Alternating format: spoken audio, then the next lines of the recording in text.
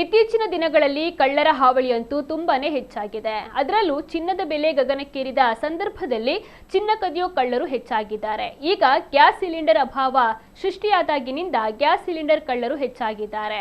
ಇದೀಗ ಬೆಂಗಳೂರಿನಲ್ಲಿ ಹೆಲ್ಮೆಟ್ ಧರಿಸಿ ಬೈಕ್ನಲ್ಲಿ ಬಂದ ಕಳ್ಳನೊಬ್ಬ ರಸ್ತೆಯಲ್ಲಿನ ಮನೆಗಳ ಗೇಟ್ ಅನ್ನು ಪರಿಶೀಲಿಸಿ ಲಾಕ್ ಇಲ್ಲದ ಮನೆಯೊಳಗೆ ನುಗ್ಗಿ ಗ್ಯಾಸ್ ಸಿಲಿಂಡರ್ ಕದ್ದು ಪರಾರಿಯಾಗಿದ್ದಾನೆ. ಸೋಮವಾರ ಮುಂಜಾನೆ 3 ಗಂಟೆ ಸುಮಾರಿಗೆ ಈ ಕೃತ್ಯ ನಡೆದಿದ್ದು, ಈ ದೃಶ್ಯ ಸಿಸಿಟಿವಿಯಲ್ಲಿ ಸೆರೆಯಾಗಿದೆ.